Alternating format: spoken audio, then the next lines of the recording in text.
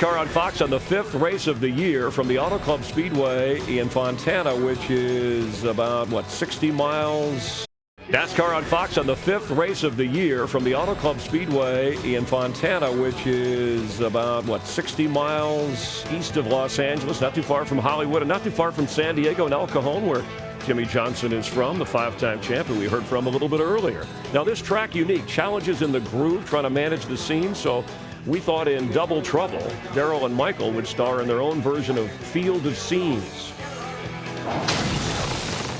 Man, the cars come down the back straightaway right here. There's some bumps down there. The car starts doing the hoochie-coochie. And then you come flying into the corner, and then you hit one of these big patches. You don't know where the thing's going to end up. That's my trouble spot. Where's your trouble spot at, Michael? Yo, brother, I'm over here. I'm in the middle of turn 3 and 4. That's a good place to be, right? Right in the middle of the track. Not according to the race car drivers. They're going to be running high, scraping the outside wall. Heck, they're even going to race off the track, down on the apron. Lots of room, plenty of room, lots of speed. But it all tightens up off turn 4. Get on that exit, you're going to need some space. Could get tight over there. That's my trouble spot, exit of turn 4. And that is Double Trouble. Michael hustled here, put a coat on from the track. But let's show, we have a neat graphic illustrating how crowded it gets in that turn you were just talking about, where 10 cars can fit in there. Yeah, and these cars, Chris, are going to be running 180 miles an hour when they come off this turn sideways, and they all got to merge together. The merging part is what makes me nervous. So is there patience there? Do you just try to get ahead of the next guy? Will that cause wrecks? You're looking around you and you're looking to the sky. What if it rains? I better go. I got to go. Yeah, the race to halfway, very important. If rain does enter into this, as we get halfway, that would become an official race. But so far, it's dry here in Fontana, California.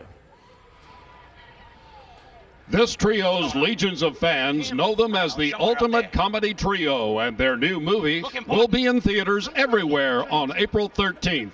Ladies and gentlemen, for the most famous words in motorsports, please welcome the Three Stooges. Maestro. Gentlemen, start your engines. Success.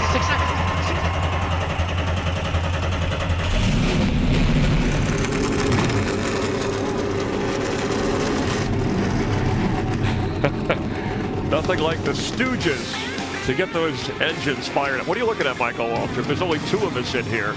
The race is right around the corner on Fox.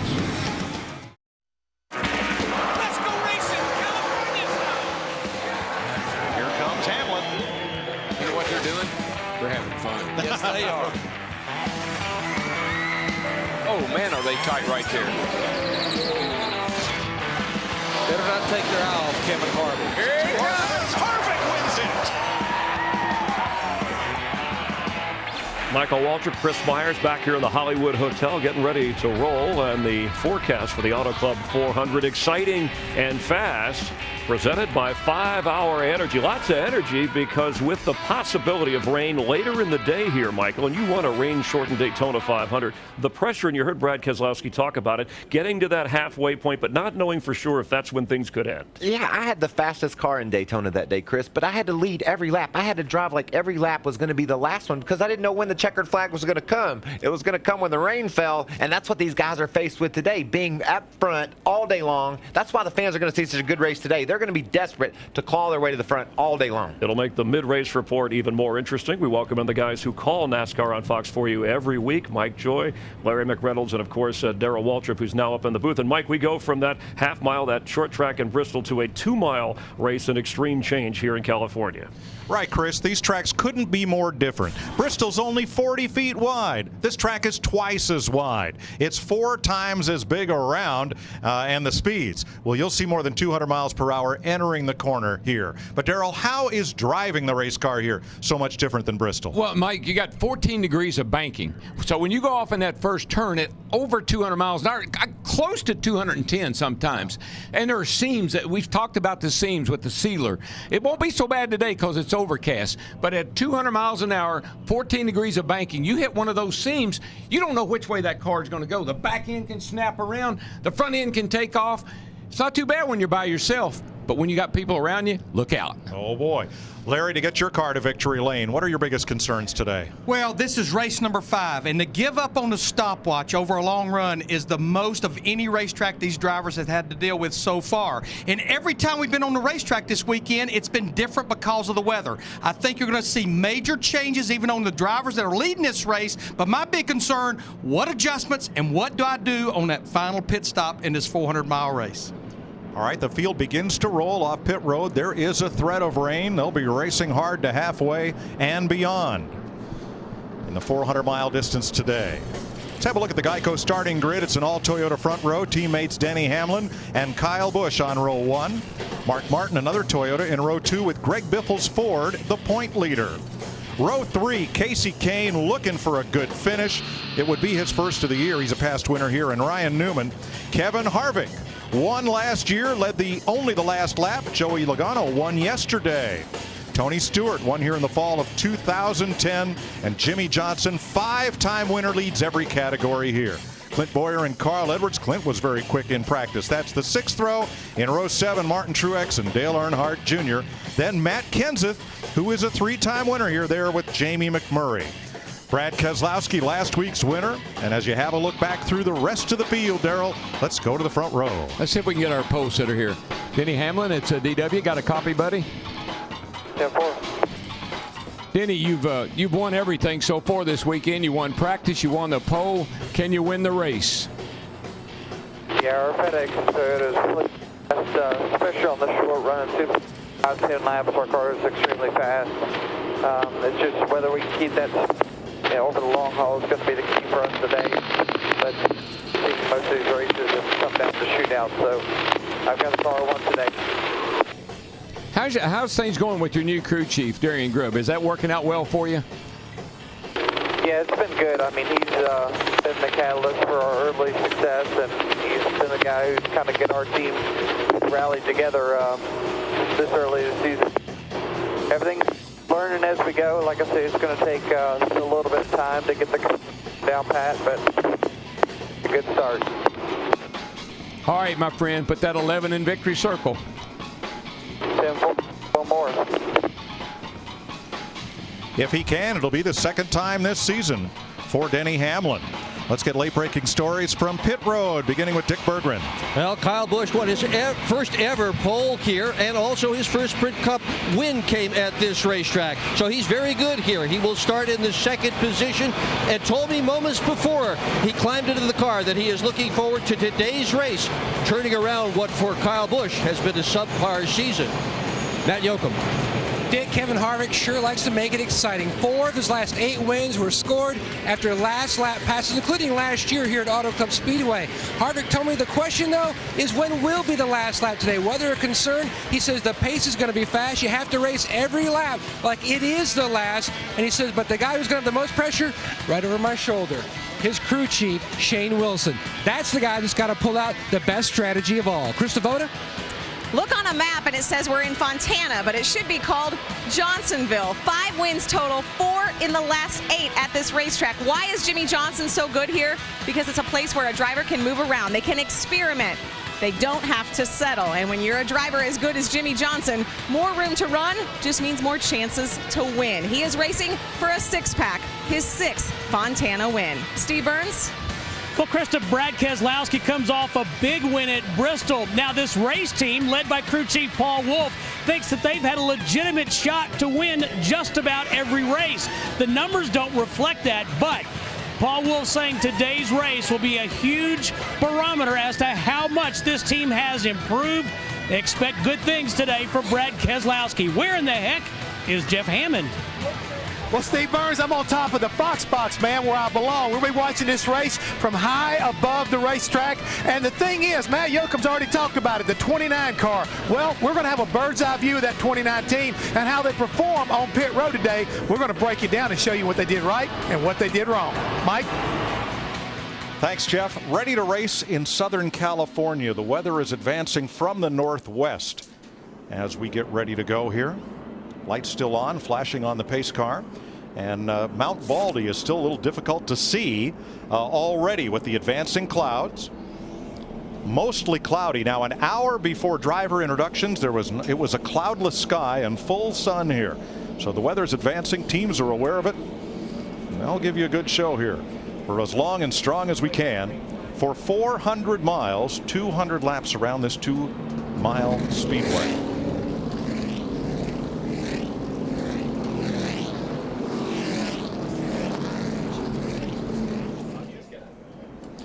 This race is brought to you by Budweiser, the beer that starts with full flavor and ends with a crisp, fast finish. Great times are waiting. Grab some Buds.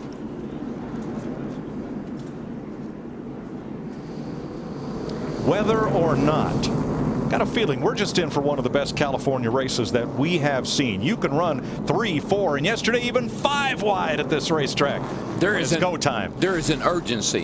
When there's weather in the area, there is always an urgency. There's urgency on the track. These crew chiefs, they got to step up their game, make quick decisions. Today is going to be all about getting it done and getting it done in a hurry. Pit road speed 55, fuel window just inside of 80 miles. We'll go 200 laps today. And Mike, you talked about how much wider this racetrack is than the short track at Bristol last week. I'll promise you at the start of the race and every restart, these drivers will use every ounce of the width of this track. Actress Christy Swanson has the green flag in hand as we are ready to go for the NASCAR Sprint Cup Series at Fontana, California. I'm not one who believes that past is prologue, but an interesting statistic: in 22 races here, the driver who led lap 1 has never gone to victory lane. My. I wonder, maybe I ought to call up Denny Hamlin and tell him. Back it down? Or Kyle or somebody. Back it off, guys. Back it off. All right, here we go, Darrell. Yes, sir, man. Out here in Southern California. Boys have been anxious to get this thing going. Want to beat the weather, beat the track, beat each other. Boogity, boogity, boogity. Let's go racing, boys.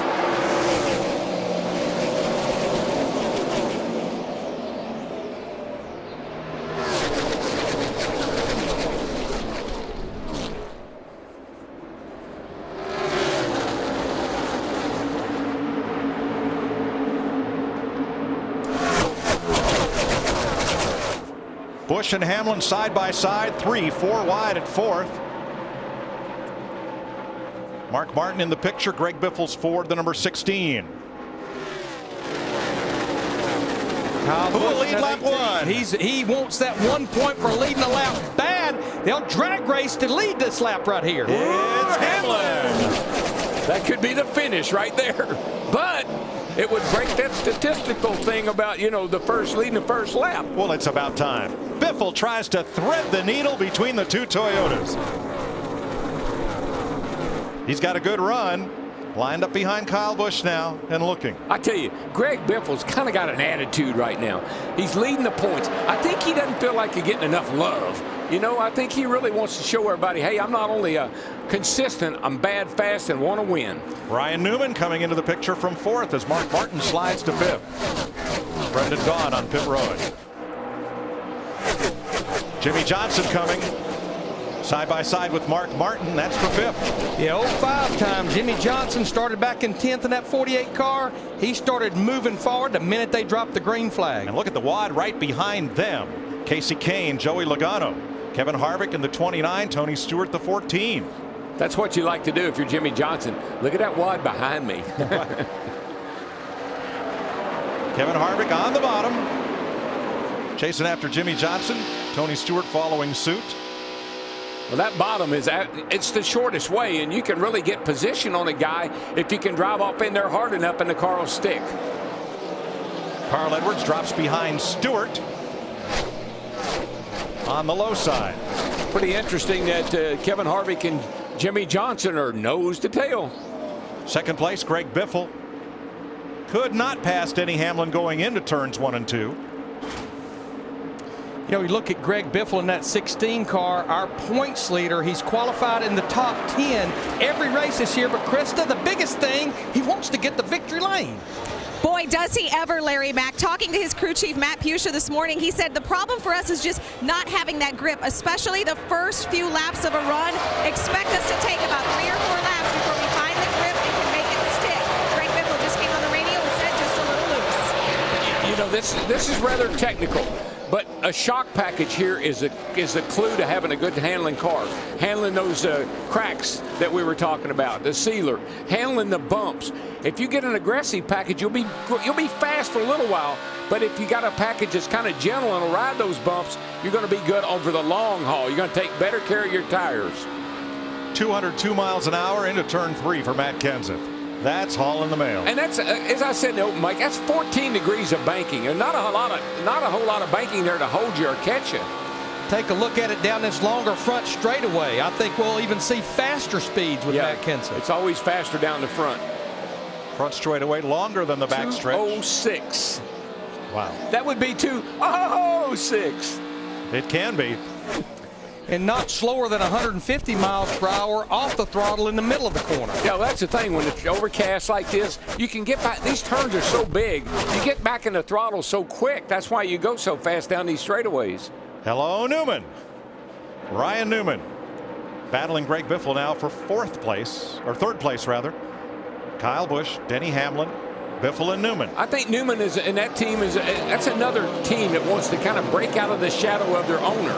I think they really want to step up and say, look, Tony won the championship and races. We can do the same thing.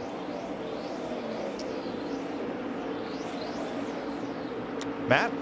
Mike Newman told me that his race car pretty consistent all weekend, but where other drivers have struggled the most, the bumps and seams down in 1 and 2, that's the end of the racetrack that he has seen the most consistency and the most out of that 39 machine. They feel like when other guys start to lose grip on their tires and move up, he'll be even more of a rocket on the bottom. Yeah, Matt, I'll be anxious to see how Ryan Newman is on indoor run, because one of the things that's bit Ryan Newman and his team, they're good in practice on Saturday, but they don't make adjustments to keep up with the track during the race. And Larry, you could blame that on the crew. You can blame it on the crew chief. I got to say it's more driver responsibility. That driver has to keep telling the crew chief what the car is doing, almost lap after lap.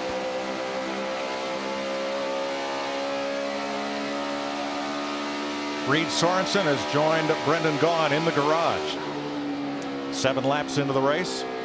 Darrell, this is good to see, Darrell, because I know you and I were concerned about Dale Earnhardt Jr., the comments he made at the end of practice yesterday. Started 14th. We just was riding with him. He's cracked the top 10 now. He has, but if you notice, he's going where nobody else is right now. I mean, he is scraping that outside wall, and there's some grip up there, but there's also some danger up there of getting into the wall. From Jimmy Johnson's car, you see Tony Stewart and Kevin Harvick battle just in front of him for 6th place. Let's go back to lap 1. Was this perhaps what we'll see at the finish of this race? Could be. 8 laps complete. You're watching NASCAR on Fox. The Auto Club 400 on Fox, presented by 5 Hour Energy, is sponsored by the Auto Club. We are always with you. By DirecTV. If you call yourself a sports fan, you got to get DirecTV. And by 5 Hour Energy. Denny Hamlin led the first lap. Kyle Busch led the next 12. We're 13 laps in. Here in Fontana, California, there's the separation first to second. They lead our Toyota top performers in what is a home game for Toyota Motor Sales USA, headquartered in Torrance, California, not far from here. It doesn't surprise me to see Kyle leading this race. He had a great car here yesterday, and they had trouble at the end of the race in the pits, and it caused Kyle having a shot at the win, and there's definitely a good finish. But I think he really brings a lot of energy and a lot of information into his team today because they got to run that race yesterday. Good point. Tony Stewart won the battle with Kevin Harvick. They went at it, looked like Smoke put a slide job on Harvick down in the middle of the corner as they battled. Here's a look. And I'm sorry. That was Tony saying, hey, bud. And that's Harvick saying, I'll push you on the straightaway now, but you do that again, I'm going to push you in the corner. Which is what he did to Jimmy Johnson on the last lap a year ago to win the race. Stewart now has passed his teammate Ryan Newman and moved up into 4th. And Mike, I don't know what happened, but about 2 or 3 laps ago, that 14 took off. He passed Dale Jr., he passed Kevin Harvick, he just goes by his teammate Newman. He's on the move. Well, Darrell, remember back to qualifying, when Tony Stewart got really loose in turn 4 coming to the green flag, and he keyed the radio and he said it's something like, uh-oh, I'm going to have to make this up for you. And he did. Yes, he did, buddy. And this is the 5th different type of racetrack we've been to, but if there's a track that's relative to here, it would be Las Vegas, where he won a couple of weeks ago. Hey, Darrell, I talked about my double trouble, how wide turn 4 is. I talked about the guys being off the racetrack. I've never seen anyone any lower than Jeff Gordon. Did you see me? He was all the way on the apron. Is that out of bounds? Is he going where he's not supposed to? Oh, no. As you know, there's no out of bounds here. You can go wherever you want to. Just don't get out in the grass. I wouldn't recommend that. But there's 2 places around this racetrack where there's grip and the track's not so rough. One on the apron, and the other right up next, inches off of that wall. That's the 2 places where the track's the smoothest. I'm going to have to change. We can fit 11 cars across turn 4 now because I didn't factor in them going all the way off the track like Jeff Gordon. Good point. Jimmie Johnson, Kevin Harvick now side by side as they race for 6th and don't leave a lot of room between them. It's just fun to ride along beside someone looking over at the car and just seeing how much the car sinks down in the corner. Don't have a lot of grip here, not a lot of downforce, but the car still sinks way down in the corner. Now, we listened in on Kevin Harvick after that little skirmish with Tony Stewart. Well, he's waving his arm at, but if he wants to wave his arm, I'll just shove him. Tell him to keep his arms in his window. I didn't do anything wrong. Now, I don't know if he's saying thank you or what. That's cool. He wants to dive like that, but you got to leave us a lane. We can run so much fast off the corner. I think what smoked 2 things. First of all, he says, man, it's early in the race. Give me the position. Second of all, he's saying, hey, dude, I'm sorry I slid up in front of you like that. But always like what Buddy Baker told me a long time ago. I said, what do you do when a guy shakes his fist at you like that? He said, knock the heck out of him. When he only has one hand on his steering wheel. That's right. He said he'll pull that other hand back in a hurry. Well, you know enough about driver psychology. That wasn't a fist. It wasn't a single digit. It was an open hand wave. And that's kind of like an I'm sorry, didn't mean it. That's okay. It's an apology. Yes, agree. Evidently, Kevin didn't see it that way. No, evidently. 20 laps under green. Kyle Busch has led all but one of them so far. The Auto Club 400, presented by 5 Hour Energy, is sponsored by Sprint, proud sponsor of the NASCAR Sprint Cup Series. By Pizza Hut, order the new $10 dinner box today. And by Dodge, visit your local Dodge dealer today. 23 laps complete. Kyle Busch still leading. Let's have a look inside the NASCAR Sprint Cup Series, brought to you by Sprint. Greg Biffle has the fastest lap of the race of the 23 we've run so far, and Kyle Busch has led all but 1 lap. Get unlimited access to the Sprint Cup Series with live in-car audio and real-time stats available through the NASCAR Sprint Cup mobile app on your Android-powered device. Learn more at sprint.com/speed. Mike, why do you think he didn't want to lead that first lap? Well, it was that statistic. Maybe he knew that the first lap leader has never gone to victory lane here. I'm just saying. I don't know. We'll see. Steve? And Mike, the update from the pole sitter, Denny Hamlin. He's saying his car is a little bit tight on throttle.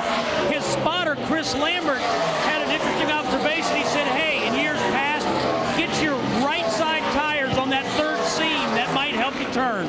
Steve, also, this is where these drivers are going to start really getting a feel for what their race car is doing, because we're 2/3 of the way through this fuel run here at lap 24. And we can watch Tony Stewart, and once he gets within the distance he is now, maybe even a little further back, when he started feeling the effects of the draft. At 200 miles an hour down these straightaways, you really can feel the car really start to pick up when you pick up the draft of the car in front of you. Really helps you close right up to him. And the weather is changing, Darrell. The last bit of full sunshine is on the San Bernardino Mountains to the east of us. The track is clouded, the ceiling is dropping, and Jeff Hammond, what's happening to the temperature and the climate and everybody's mood down there? Well, right now, Mike, everybody can feel the definite change in the weather. It's gotten cloudy. You think about it, the very drop of the green flag is hot and sunny. All of a sudden, the cloud covers come over. The temperature feels like it's dropped about maybe 10 or 12 degrees. I really expect a lot of these cars to start going through a transition as we come up to this first round of pit stop. And the crew chief's going to make a decision what to do to make kind of dial these cars in. And one other thing, guys, seeing these cars run so high up against the wall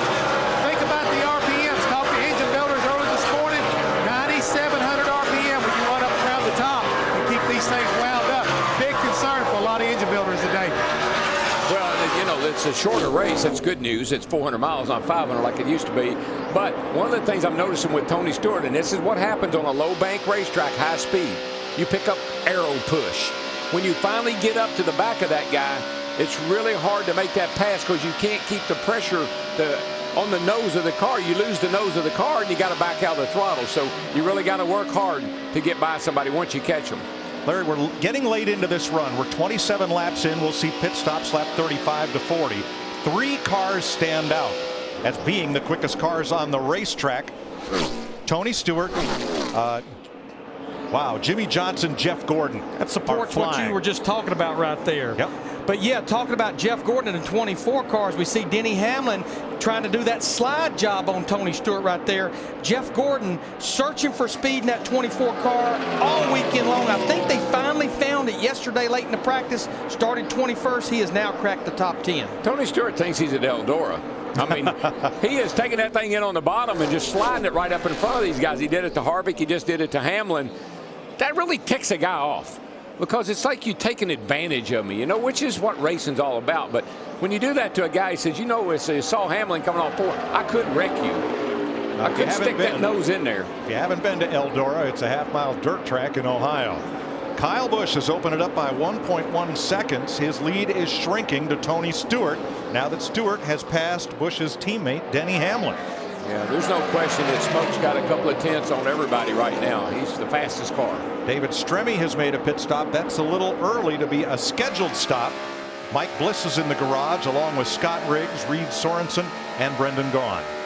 I definitely think we'll see most of the drivers be a little conservative on this first run as far as not trying to stretch it too far, take a chance of running out of fuel, because this will be the first long run of the race. 30 laps complete. Next time by, Kyle Busch has led all but the first lap, which went to Denny Hamlin. Stick around, folks. Green flag pit stops coming up. The Auto Club 400 on Fox, presented by 5 Hour Energy, is sponsored by AT&T, the nation's largest 4G network. AT&T, rethink possible. By McDonald's, I'm loving it. And by Napa, Napa know-how. Green flag pit stops have begun. Krista?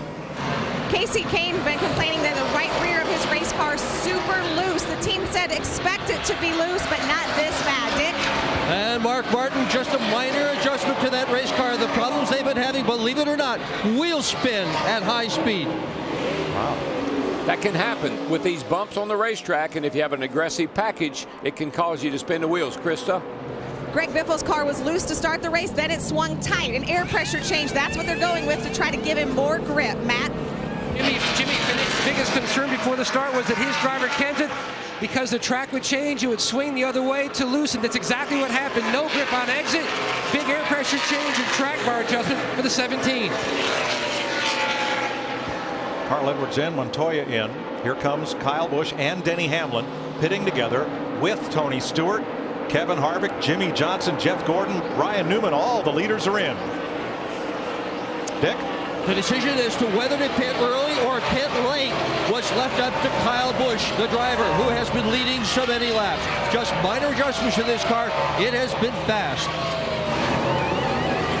Denny Hamlin stops. He's saying that his car is tight on initial throttle. They will make a chassis adjustment on the number 11 of Denny Hamlin. Jimmie Johnson done. So is Newman. Here comes Jeff Gordon firing out of his pit after 4 tires and fuel. Regan Smith, too fast exiting pit road. He's had to do a drive-through penalty. A little bit slow on the 24 team. I'm not sure if they had a problem or not, but he's a little slow getting out of the box. There you see the 34 car of David Reagan has not pitted. He's about the only driver on the lead lap that's not pitted, so he'll get that 1 point for leading at least 1 lap. Second generation racer. Why is that important? If you want to try to stay in the top 35, every point is important.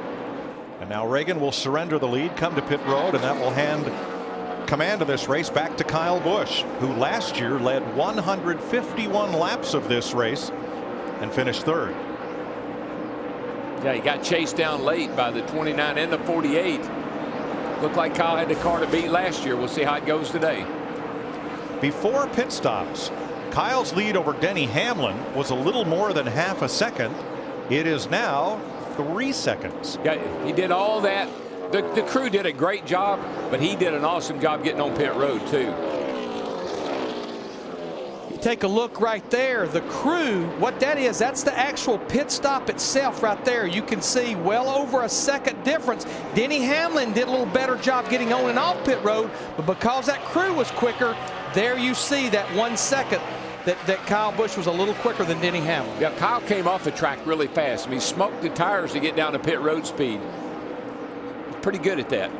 We're caution free at 37 laps, and one of the big topics so far has been Tony Stewart dive bombing into the corner and then sliding up in front of the car he's trying to pass. So we put it all together for you. And this is what we call a slide job. You see at the top up there, he goes by Denny Hamlin. Now you're going to see something with both drivers, Hamlin and Harvick. Neither one of them liked it. Hamlin right there said, I could put my nose back in there, buddy. And right here, you see Tony say, hey, dude, give me a break. I'm sorry about that. Kevin Harvick said, I'm going to shove you down the straightaway. I'm going to shove you in the wall. You do that to me again. Drivers don't like to be taken advantage of like that. Yeah, we cycled through those green flag pit stops in a period of about 5 to 6 laps. Every driver taking 4 fresh tires. Now, in Tony Stewart's defense, in each case where he made that pass, he drove away from the other car. He was quicker.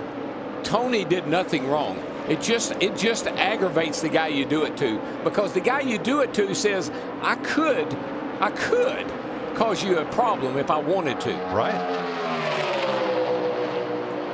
Going to be 3 wide as Kyle Busch laps teammates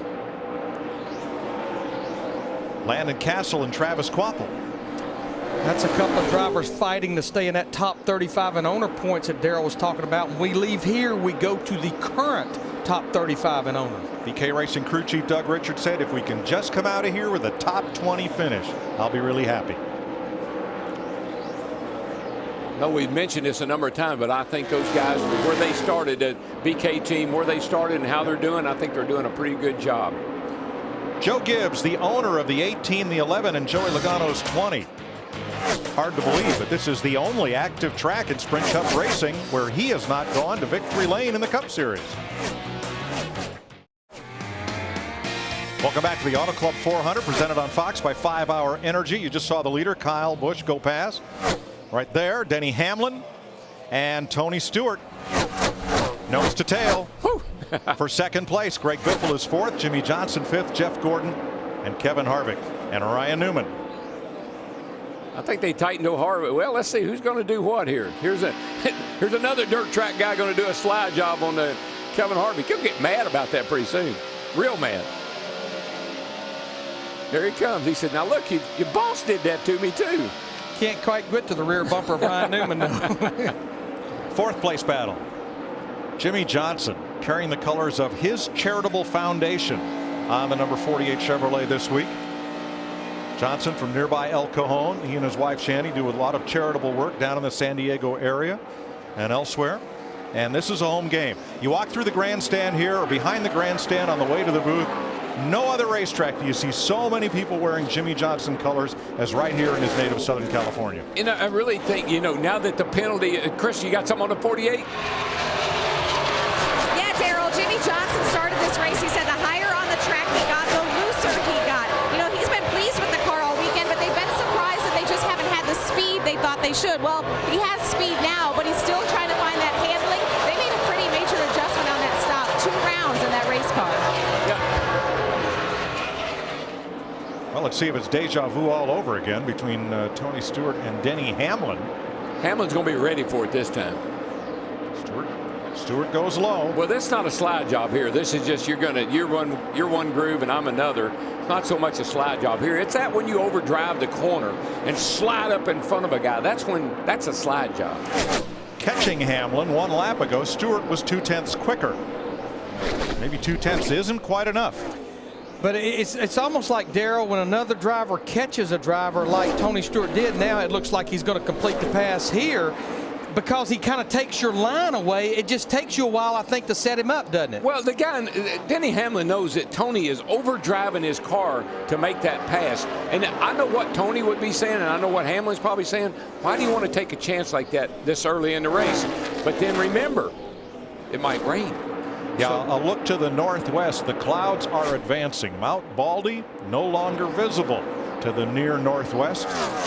And we're 48 laps in, 152 to go. What we just saw with Denny Hamlin in the 11 coming through 3 and 4 is exactly what Michael Waltrip was talking about. Denny was all the way down on the flat, looking for a little bit more grip down there through 3 and 4. He's going to make a super duper slide job from the very bottom of the apron all the way to the wall. Stewart to second. Jeff Gordon and point leader Greg Biffle battle for 5th. I think they made some nice adjustments on that 24 car on that round of pit stops. He wasn't all that good there when the race started, but he looks like he's got his car tightened up coming to the front. You know, when you look at Jeff Gordon in the 24 car sitting 23rd in points, I think that's so artificial. The engine failure in the Daytona 500. Last week at Bristol had a top 5 run going, gets his tire cut down by the exhaust pipe on his teammate Dale Earnhardt Jr. Yeah, Casey Kane's same way, Larry. I mean, we know that those cars are fast. We know they're great drivers. Casey Kane and Jeff Gordon both. They just had some bad racing luck to begin the start the season with.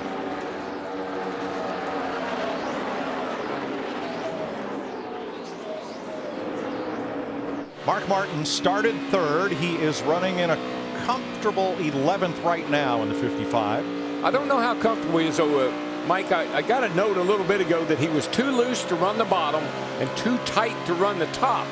And so Mark is just really fishing around right now trying to find some place where the car is good. But look at this shot. Watch his eyes. He'll glance up at the mirror, see him working the wheel, see him bouncing around a little in the seat. He's taking a look down at his gauges. Coming up off the corner, he ought to look back, see if it's clear. There you go. And now here you go. Watch him. He's going to do the hip hop down the back straightaway, hitting through those bumps. Daryl, I love how it drives him down in the seat right there, entering the corner over 200 miles an hour and only 14 degrees of banking, which is not much banking. Plus, I like that they've added this piece right here to his side headrest to limit the amount of bouncing around back and forth that your head goes through as you roll through the banking here. Nice. Kyle Busch has led 50 laps so far. The Auto Club 400, presented by 5 Hour Energy, is sponsored by Budweiser. Great times are waiting. Grab some buds.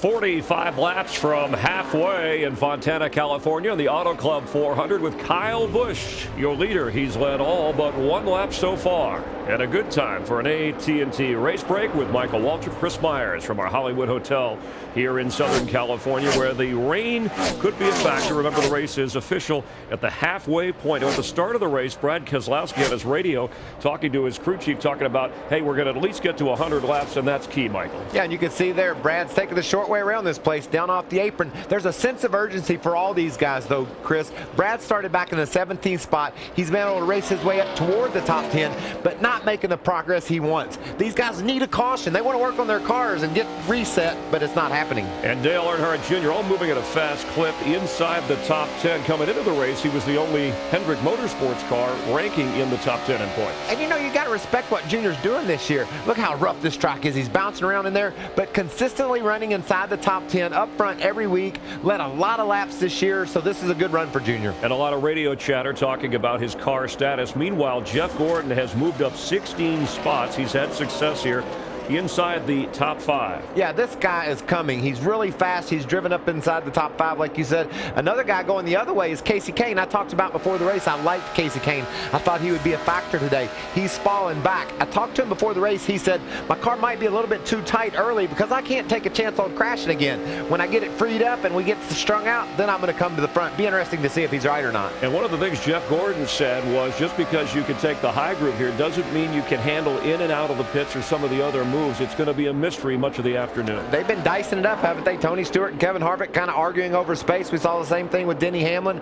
A lot of action going on. I love this shot from Mark Martin. Look at those eyes. He is so into what he's doing. Look in that mirror, making sure he's not cutting anybody off, trying to communicate with the crew. There's so many things these drivers are doing inside the cockpit of these cars. And let's see how the drivers are doing in the AT&T Fastest Driver Challenge here. You can text FAST to 34763 or go to AT&TFastestDriver.com for a chance to win 4Gs. Brought to you by the nation's largest 4G network, Rethink Possible. And let's return as we see Kevin Harvick and Greg Biffle going by each other to Mike Joy upstairs. Mike, Joe Gibbs Racing trying to win their first Cup race here ever at this speedway. Right, Chris, it'll be Gibbs' first win. In fact, Toyota is still winless here in 22 starts in the Cup Series. We've had one round of green flag pit stops, which Jeff Hammond has now had a chance to analyze. Yeah, Mike, right now we're sitting there looking at Kevin Harvick, but what I noticed in that first pit stop when they come in, watch how everybody worked together. This team right now, they look like they were just, one solid group all the way around. All of a sudden they're down on the right side. You see them come around, and Jack Man hits the stop. It comes up, and all of a sudden you see the two front rear tire changes. They're done, and they're out of there. Everybody's really happy. A good solid stop at 13.3. That's how you keep the driver up front, and that's how you keep them happy. Gas man made the kick save on that tire that came off to send it back to the pit wall instead of it maybe rolling away. Had a small battle there between the 24 and the 48 for just a little time.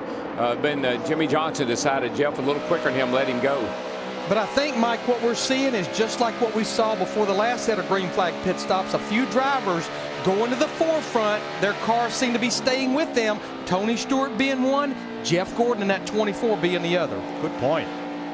Darrell, what a contrast to last week when every time we looked up there were two cars side by side and it was always teammates battling each other hard on the half mile at Bristol. Well, you know, teammates, they got access to the same information. And with this new fuel injection system and the ability to look at another driver's track how he drives a corner, how he brakes, how he gets on the gas, I think we're going to see that more of sharing information whether they want to or not. I think so too. And a lot of it has to do with driving style.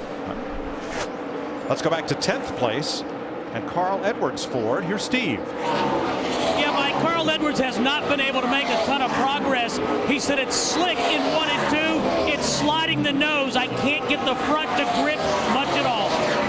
And we heard that out of so many drivers in practice yesterday that, the rear of the car feels like it's stuck pretty good, but when I turn the steering wheel, the front tires aren't responding.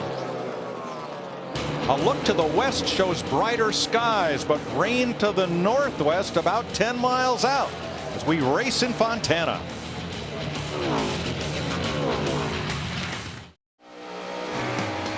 Race fans, join the Dew Crew on Facebook and take part in real decisions affecting the 88 team. Get a special look behind the scenes, earn points, win exclusive prizes and gear. Joined by March 30th for a chance to win Dale's fire suit from today's race. Get the Dew Crew app now, only on Facebook. Second round of green flag pit stops. We've been green all the way so far, Dick. And Mark Martin on your right is pitting a bit earlier than everybody else. A minor chassis adjustment to the car. He had been running an 11th spot. Tough break for Jamie McMurray, missing a lug nut. He's got to come back in as Dale Jr. rolls into his pit. Krista?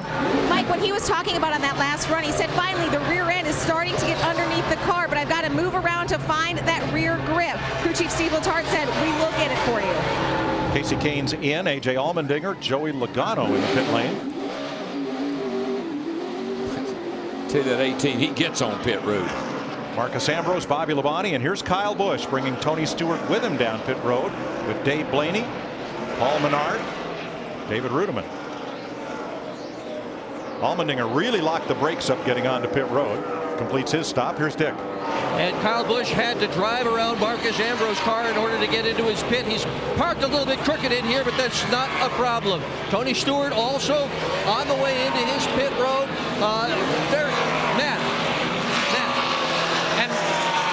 A little bit of longer time on that left rear of the 29 of Harvick. He said the car was a little bit worse on that run, although he changed his line. One reason why they lost him that time, they pulled a spring rubber to try to help him on the racetrack. Denny Hamlin led another lap as Brad Keselowski complete his stop. Jeff Gordon, the new leader. Here's Steve. Oh, excuse me. Coming down pit road is Hamlin. Newman comes into his pit. Matt. Ryan Newman said we need to take a look at the grill and see if there's debris. The water had climbed up to 230 degrees. The car too free on exit. He waved off the chassis adjustment, Steve. Well, Matt, Denny Hamlin's car really hasn't changed much since the start of the race. They're going to make another chassis adjustment. He said it's a little bit better, but it's still tight. Matt. Good stop for Matt Kenseth so far. He says 40% through the corner. The car is tight, but then it gets way too free on exit. Significant air pressure and slight chassis adjustment for Kenseth. Bobby Labonte too fast exiting pit road as Jeff Gordon comes to the pit lane. He's already led a lap today. And Jimmy Johnson becomes the new race leader. What this set of green flag pit stops do, what it'll do for them, Dick, is it puts them where they can get to halfway. And that's the game plan for absolutely everybody, Larry. They are all thinking halfway. A minor adjustment for Jeff Gordon, who is loose in and out of the corners as well. He is motored to the lead from his 21st starting position today. There is a line, no, make that a wall of rain about 10 to 12 miles to the west of us, of which all the spotters on the roof are very aware, as Jimmy Johnson comes down pit road, and he'll give the lead back to Kyle Busch. Krista. Well, we know how important bonus points are. Jimmy Johnson staying out to lead that lap, getting those important points. They have not found the handling they want on this car. They made an adjustment on the left side of the car the last stop. This time, rounds on the right side. Crew Chief Chad Canal is telling his driver, just hang in there. We will get you fixed up. I will let you find your rhythm. Thanks, Krista. Joey Logano down pit road. And Kyle Busch once again is the leader. The reason the halfway point of this race is important is that even if it rains, NASCAR has the option of waiting out the rain and restarting the race. But the important thing is, once we get past the halfway point, this race will be over today, one way or another. We would not come back tomorrow. Well, if it rains 10, 15 miles away and it's only moving 5 or 6 miles an hour, we got it.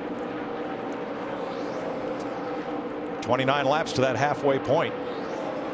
Martin Truex Jr., Brad Keselowski. Truex has NHRA star Ron Capps in his pit this weekend holding the signboard. And met Ron's son this morning, who looks to be about 5 years old. He's at his very first NASCAR race. In the garage, his eyes were as big as saucers. He was having a great time. Yeah. I think look at those two drivers. That just shows you the difference in Auto Club Speedway at 2 miles and Bristol at a half mile. Keselowski, the winner from last week, Martin Truex Jr. in that 56, finished a strong third for Michael Waltrip Racing. This racetrack, you have to have your act together. You got to have horsepower. You got to have aerodynamics. You got to have handling, and you have to have an aggressive driver. And that's what it takes to be good at this place. Kyle Busch has led all but 4 laps. Denny Hamlin led twice. Jimmy Johnson and Jeff Gordon once each for 1 lap at a time. As Kyle tries to give Joe Gibbs and Toyota its first win here. These two guys right here have been going at each other quite a bit.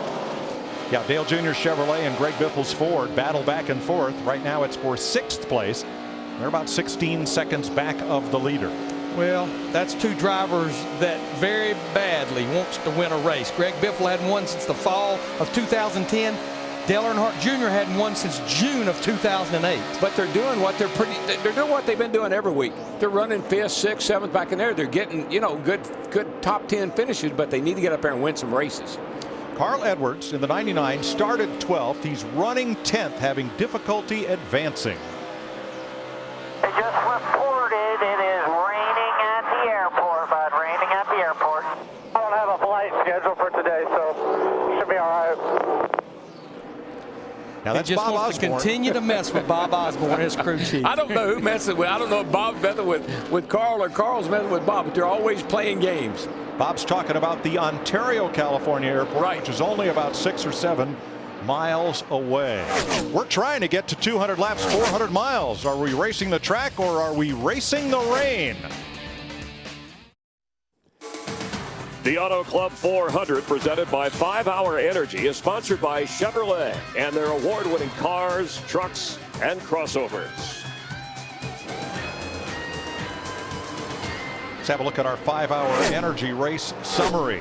Kyle Busch has led all but 4 laps today. We've not had a caution flag, so he has been lapping cars at will. 21 on the lead lap right now. The last of those is Montoya. 5 lead changes, most of those occurring during green flag pit stops. How do you watch? What if you were sitting down there by the start finish line, those cars were going by that fast? It'd break your neck trying to watch them. Whoa, whoa, whoa. Look at that. That's 200 mile an hour. Jamie McMurray is in. He had a loose or a missing lug nut earlier, had to make a second stop on pit road during that last exchange, and now he's back in. Yeah, what would concern me if he had a loose wheel just a little bit ago is he possibly got some lug stud issues, felt the vibration, had to come back to pit road. Well, the Interstate Batteries Toyota has been flawless as Kyle Busch tries to give his car owner Joe Gibbs and Toyota their first ever victory at Auto Club Speedway. But Tony Stewart right now is 0.2 of a second a lap faster than Kyle and has got it closed down to 1 second. Here's what I see. Kyle is really good on this. When he comes in gets 4 tires, he really takes off. Tony, it takes a few laps for his car to come in and he can start making up time. That's going to work in Kyle's favor if we don't get any late cautions. I don't know about Tony. If it stays green, it might pay off for him. How about Denny Hamlin now? Hamlin led all categories of practice, won the pole and runs in 3rd. Jimmy Johnson has such a stellar record at this track. His average finish of 4.5 in all the races he's run here is his best record at any track we run on. And with the penalty at Daytona, this is truly the first weekend that they have been controversial free. Everything's good to go now. They won the appeal. Jeff Gordon is the biggest mover in this race. He started back in 21st. He's running in 5th. And Dale Jr. has come up to 6th from 14th. Krista? Well, and normally, Mike, 14th wouldn't be anything to write home about, but Steve Letarte said we were so bad qualifying here last year that we just wanted to get in that top 15. When Junior qualified 14th, Steve told his driver, we can do something with that, and he certainly has today. They are on the move. And we heard Junior yesterday afternoon, last practice, suggesting some things to do to the car, which were pretty major changes. But apparently Letarte was able to get it done because that car looks a lot better today than it did in final practice yesterday. It does. Ryan Newman 7th, Greg Biffle 8th, and Carl Edwards 9th. Biffle started 4th. He's drifted back to 8th. Any concerns there? Well, what it tells me is they maybe are not making the adjustments for Greg keeping up with this racetrack. And right now, we're only 17 laps away from pit stops and halfway. I think these guys are in a box, so I think they're afraid to do too much and lose time on pit road, knowing the rain's coming. Now here's Kevin Harvick, who has slid back to 10th. Why, Jeff Hammond? Yeah, Mike, we'll take a quick look right here. The bottom stop was the first stop. To me, was flawless, and the guys did an excellent job. Now, the second stop, when they came in, everything was good on the right side, but when they came around to the left side, the main thing you got to watch, folks, watch the tire changer in the rear. At the bottom of the feet straight right now. He is trying to pull a rubber out to make that car free it up a little bit and try to get Kevin a little bit better as far as that's concerned. Now we got lead change. Stewart to the front. Kyle comes right back to the bottom. Montoya just ahead. Who's going to have this into turn 1? Looks like Stewart's got the best line on the outside right there. And his car, Stewart's car after about 10, 15 laps really comes alive. It's like he hits the afterburner. Kyle, on the other hand, he starts to lose a little speed after about 10 or 15 laps. And we know one advantage that Kyle Busch has had is the way he's been getting on the pit road during his green flag pit stop. He's been smoking them on pit road. Now here is Kyle having difficulty lapping Montoya, who's really working hard to stay on the lead lap. And that opened the door, or rather, that kept that door closed, and here came Stewart. Yeah, well, it broke Kyle's momentum there just enough that Tony was able to chase him down. And here comes smoke. Look how much faster. Closing fast because Kyle had to get out of the gas to stay off of Montoya. Yeah, Stewart came into the corner 10 to 12 miles an hour faster, had to whoa up. Not sure which way Kyle was going to go on Montoya. And it finally settled out in favor of Stewart, who now leads Kyle Busch by half a second. Not a lot of room right there, was there?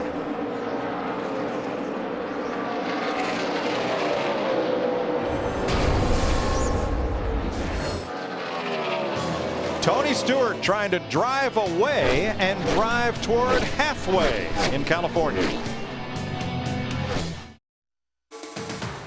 The Auto Club 400 presented by 5 Hour Energy is sponsored by Diet Mountain Dew. Yeah, it tastes that good. By Ford, proud sponsor of NASCAR. By KFC, come in today and taste why fresh is better. And by Goodyear, the official tire of NASCAR. Caution free in Fontana. Tony Stewart leading. Here's your Ford F-150 EcoBoost track facts for today. Roush Fenway has the most NASCAR wins here, 15. Matt Kenseth was the last Ford winner at this track 2 years ago, and Rusty Wallace, the oldest winner at this racetrack. He was 44 when he drove a Penske Ford into victory lane. It's Tony Stewart, your leader. Kyle Busch has fallen 1.8 seconds back of Stewart. I'm not so sure, Mike. I can't get a good look at that 18 car, but I think he may have scraped the wall at some point here in the last little bit. But one thing I'm noticing, if he did, it's like he's regrouped. And now his lap times are actually a little bit better than Tony Stewart's. So I'm not sure if he got in the wall and he had to slow down a little bit to see if there's any damage. And now he's going to drive back up there and see if he can chase Stewart down. Let's have a look at this. Watch where it says Auto Club Speedway. That ball is white. Yeah, and there you now go. It's not. He didn't pound it. He just kind of scraped it. But I think that really broke his focus, broke his momentum. And I think now, as I watch the lap times, he's starting to pull back up on this Tony just a little bit. I think he realized the car's okay and go back to driving hard. Yeah, he's keeping tempo now with Tony Stewart. You can see it on the intervals right there over the last 3 laps.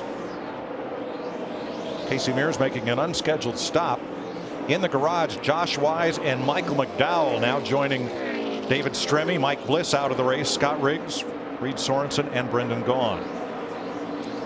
But we're getting real close to what we're going to see as green flag pit stops. In fact, I think I'm seeing A.J. Allmendinger in the 22 car on pit road. So we're within about 5-6 laps of those stops, 6 laps of halfway right now.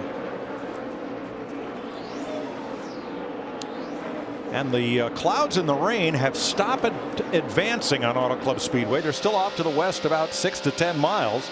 But we're starting to see the mountains again, which means that this is lifting and may stay away. I hate to bring it up, but you know, go ahead. The old vortex theory could just be working it really well today.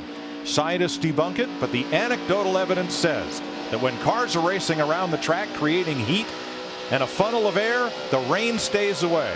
That's my story, and I'm sticking to it. I'm right there with you, brother. 5 laps to halfway. Tony Stewart's lead over Kyle Busch, 2 seconds. As he works past David Reagan, Stewart has 2 wins in rain-shortened races, Loudon, New Hampshire, and Michigan, both in 2000. But let's not get the wipers and the rain tires out just yet. It's because we don't have any. We're going to try to go the distance, which is 200 laps, 400 miles today. And when I look at our top 3 drivers, Stewart, Kyle Busch, and Denny Hamlin, they pretty much have been on the same schedule as far as green flag stops. I anticipate around 102 or 103 they'll be on pit road. Here's Martin Truex Jr.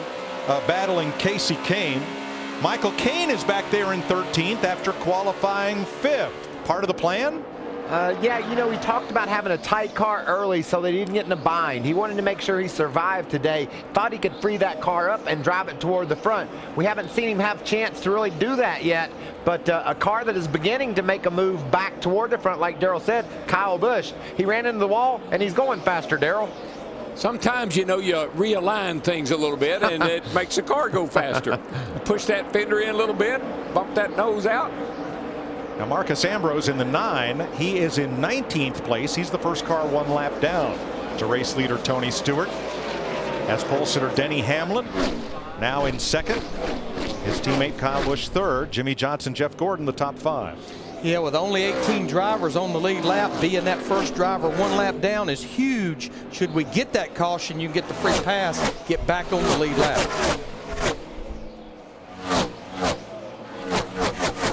We saw Kyle Busch get into the wall down in 3 and 4.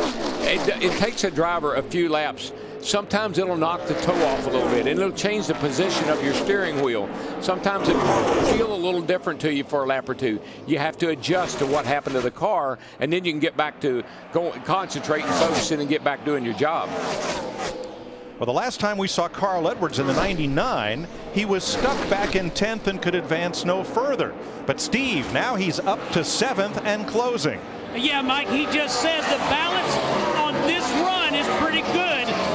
He has started to move forward. They're going to take 4 tires, make a track bar adjustment, and Mike, a small air pressure adjustment, but they are moving forward. You know, looking at Carl Edwards in that 99 car, he amazes me at the things that he does outside of driving a race car. This past Wednesday, Carl was in Fort Worth, Texas, and he trained with the SWAT team there, did live range shooting, but rappelling up and down an 8-story building. He's not afraid to try anything one time. Pit stops beginning with Jeff Burton. Cat Chevy. We have not had a caution flag in these first 99 laps. Well, it's been a while since that's happened.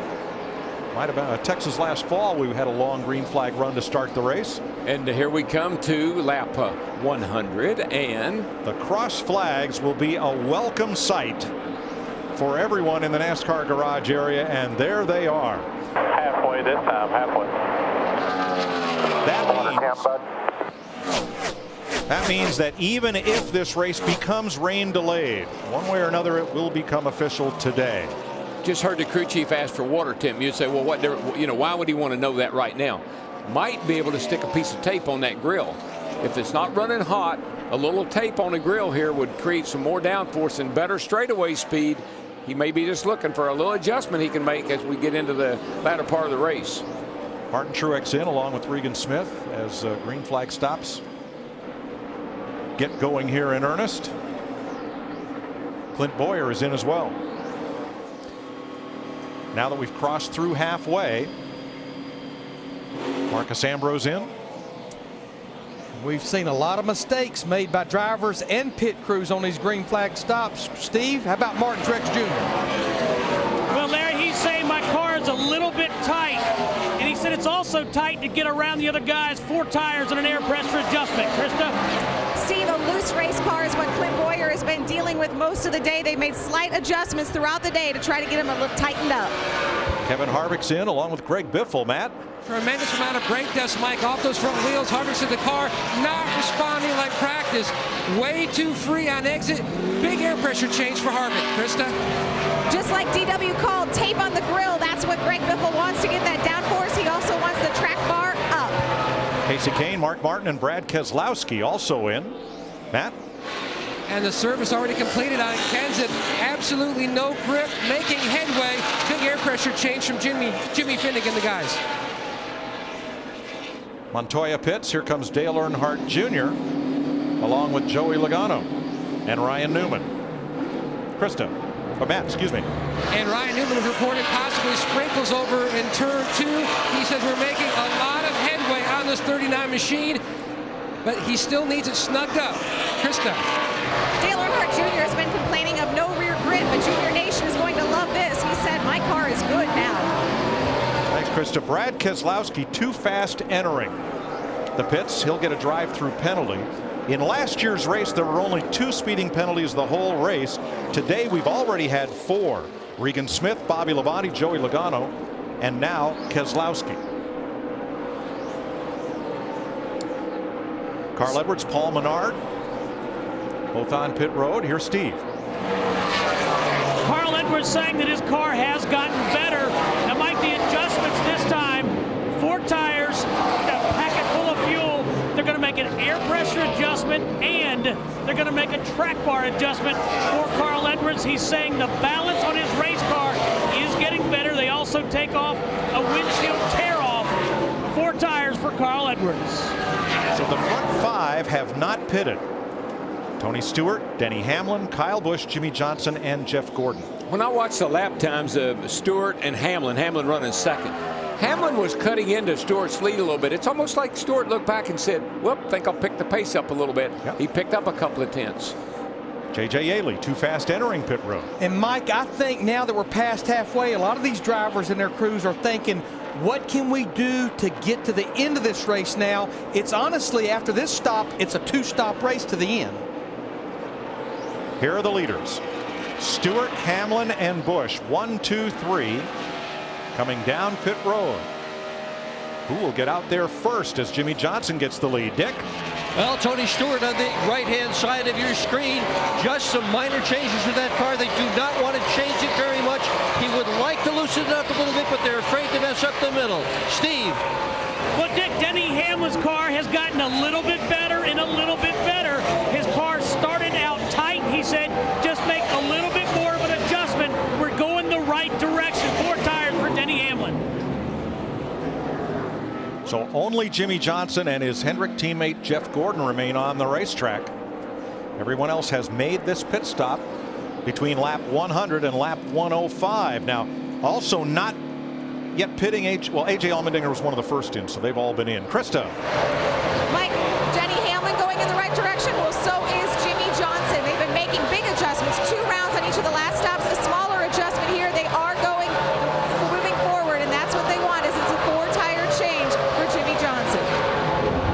Kenny Schrader makes his stop along with the 2 BK cars. Landon Castle's car stopped on pit road. Looks like they may try to turn him into the garage area. Well, we've run over 200 miles here, as we've seen, over 200 miles per hour, a lot of RPM. You go that long, it starts getting a little bit tough on these engines. Yeah, that old engine, the tongue will start coming out that tailpipe, tapping you on the shoulder and say, hey, man, give me a break. Not that kind of break. After leading for the second time today, Jeff Gordon comes to pit road. Dick? And the fact that he has been able to stretch his fuel to this point, Mike, may prove important later in the day as the rain comes nearer. They are going to try to get the car so that it will run better in the bottom. The bottom lane is where Jeff Gordon says he is being beat.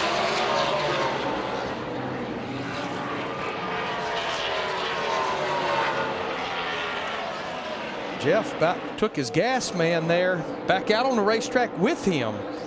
He was trying to get every bit of fuel that he possibly could. Let's take a look at it here.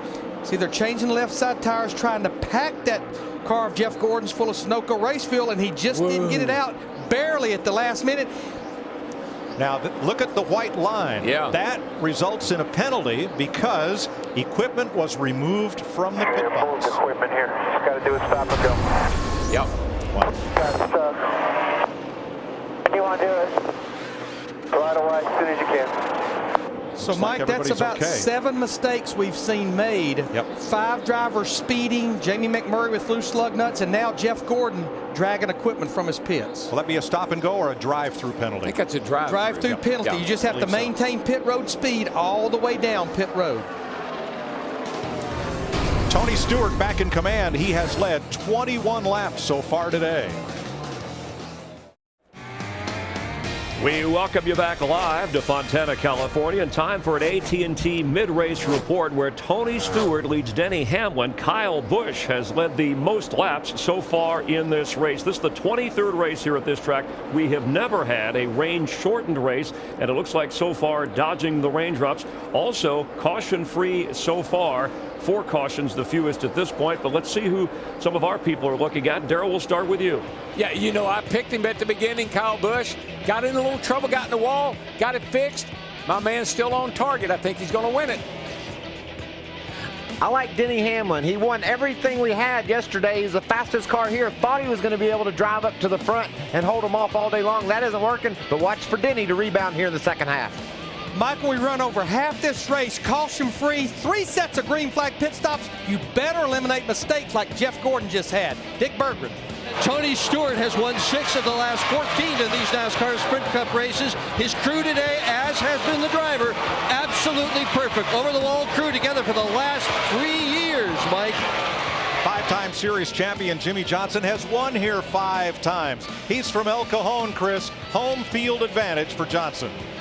And Mike Kevin Harvick, the California closer last year in this race, came in second in points, searching for his first win, moving up to sixth, and in striking distance if the weather is able to hold out. That's our mid-race report. Let's rejoin the guys in the booth. And Mike, the strategy adjustment, certainly one because of the weather, has changed and is continuing to change. Well, it's a whole new race, Chris, as you point out. We were racing to halfway. Now, the first part of this storm has stayed to the north of us, away from the speedway. Hey, Mikey. But it's a whole new game as Hamlin closes in on Tony Stewart for the lead. Look at you golfing, buddy. Look at him go. I'm telling you, that boy's on a mission, Darrell. You talk to him, you know. He's so focused. He's so into what he's doing. Loves his new crew chief. He's got a fast car. Yeah, you know what I'd like to see? I'd like to see the pole holder win a race every now and then. Okay. And you think about it, his new crew chief was the crew chief that was with Tony Stewart in the 14 car when he won that 5 races and championship last year. We assumed incorrectly on the penalty for Jeff Gordon. Each team, each crew chief has a card that NASCAR hands out that describes all of the pit road penalties. We have one up here in the booth. And reviewing it, when you pull out of the pit and you take drag equipment out with you, it is a stop and go penalty under the green flag. That's what Jeff Gordon had to do, and of course that is a lot more damaging than just a drive-through penalty. He is now 18th, 1 lap down. Tony Stewart leads by half a second in the Auto Club 400. The Auto Club 400, presented by 5 Hour Energy, is sponsored by Sprint, proud sponsor of the NASCAR Sprint Cup Series. 121 laps complete under green. Jeff Hammond standing just inside turn number 4, keeping the Orange Cohen Company there. And watching the attitude of these cars as they come off the corner, as Tony Stewart leads Denny Hamlin by 1 second, Kyle Busch by 5 seconds. This is the longest ever stretch of green flag racing at Auto Club Speedway. 122 laps caution free so far. Last time we had a caution free Sprint Cup race was October of 2002 at Talladega. Dale Jr. went to victory lane. I just continue to look at Tony Stewart, and as we're riding with Clint Boyer now in the 15 car, Clint's back in the 14th position. But back to Tony Stewart. Think back to August of last year. He had not won a race in 2011. He said, "We do not belong in the chase. We will not do a service to our race team being there." He makes the chase barely, wins 5 races, wins a championship, and look, he's picked up right where he left off the end of last year. And I have inquired across the board, team members, other competitors, what do you think made the difference? And every one of them, to a man, says, Rain down here at 3. Don't stop the rain at 3. We got weather here, boys. Raindrops in turn number 3 put us under caution for the very first time today. Here's Jimmie Johnson. Let's see what we see on the lens of the what was on board camera. There you go. There it is. Okay, Mr. Crew Chief Larry Mike Reynolds, what are we going to do? We got some rain coming. We need some tires if they go back. We got to stay out, right? Well, I think we do, as long as it's raining, Michael. Now, if I'm maybe Martin Truex Jr., Mark Martin, Casey Kane, Matt Kenseth, Clint Boyer, 3 of those Michael Waltrip race cars, I maybe possibly come on in, get my tires, get my fuel, and then see what happens from there. What have we seen most of this year? Staying out on old tires. Track position is king. Stay out on old tires, and you probably got a good shot at hanging on to the lead. But this is the most we've seen those tires fall off, Darrell. This is old school racing. You get a few laps on those tires, you start to slip and slide, things fall apart on you. Well, the first caution of the day comes with 15 cars on the lead lap, and A.J. Allmendinger will get the Aaron's lucky dog. You don't need credit. All you need is Aaron's. So when we restart, it'll be 16 cars on the lead lap.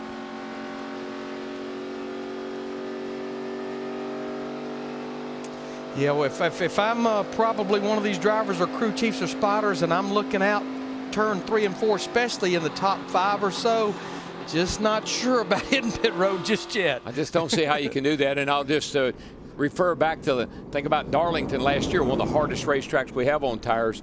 And Regan Smith stayed out on old tires, won the race, and we've seen that happen a number of times already this year. Well, some of these leaders must think the rain is good. Oh, Stewart! He threw the feint on Denny Hamlin, and I don't know if Hamlin was committed or not, but boy, Stewart sure gave it the old drop, dive, and recover right there. I think old Smoke's been using every trick in his bag today. I think so, too. Krista. Jimmie Johnson and Chad Knaus want to just keep knocking out these little changes. They're making improvements on the track. They want it to continue. Jimmie saying the higher he goes on the track, the looser he gets. Steve? Well, Krista, the 11 car was committed to pit road. Crew Chief Darian Grubb telling Denny, I think this is just a few drops. The heavy stuff's not going to come through for a while. Again, just a little bit tight in the center for the 11 car of Denny Hamlin.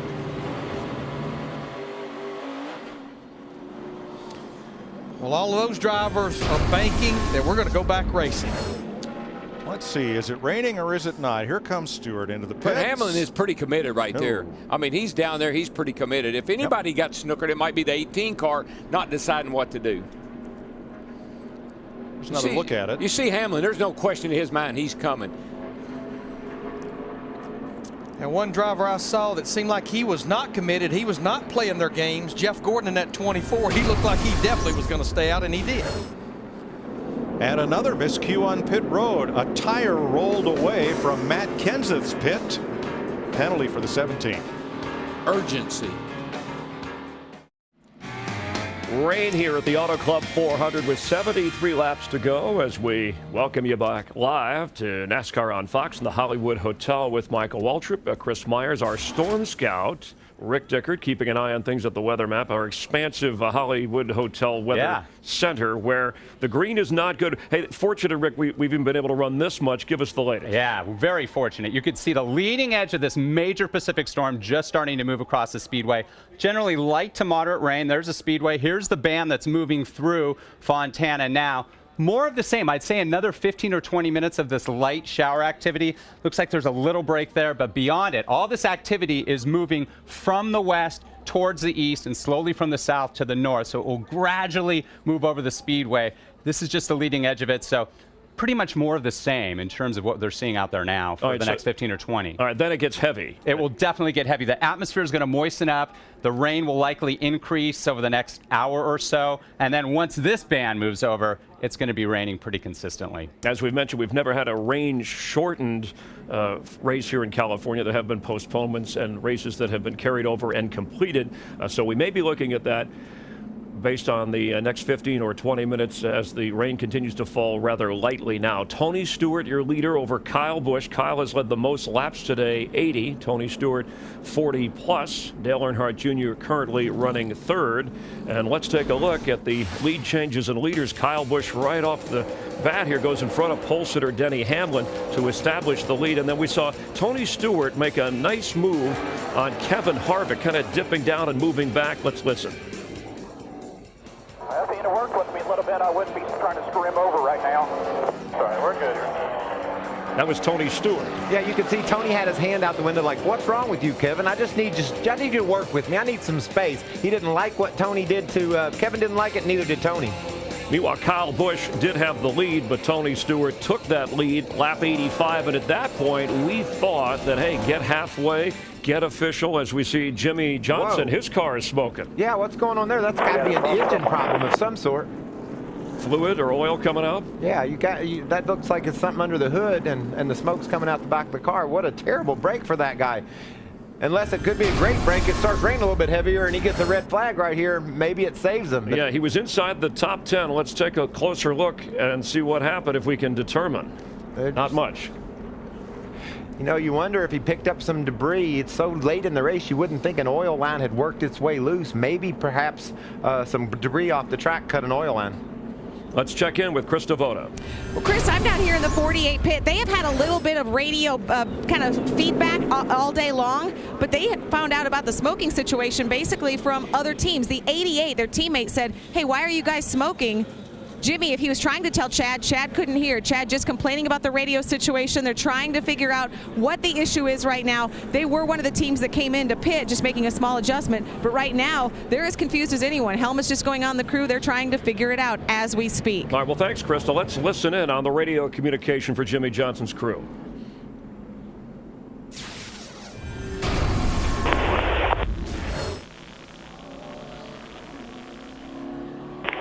oil coming out of our car somewhere. Yeah, you got oil leaking somewhere. Because we do? Yeah. Why? What makes you say that? Why do you say that? Well, because 17 told us we did, and there's smoke coming out of the back of it. Yeah, smoke on the street. Yeah, we got a problem somewhere.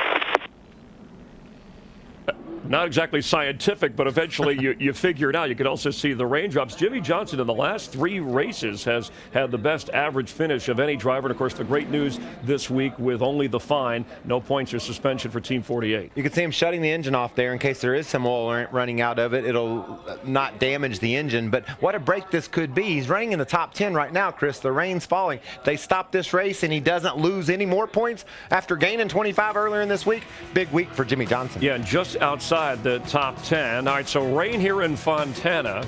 Just over 70 laps to go. Tony Stewart, your leader. Problems for Jimmie Johnson. The Auto Club 400, presented by 5 Hour Energy, is sponsored by Geico. 15 minutes could save you 15% or more on car insurance. By AT&T, the nation's largest 4G network. AT&T, rethink possible. By Coca-Cola, it's time to refuel. Coca-Cola, open happiness. And by Lowe's. Lowe's, never stop improving.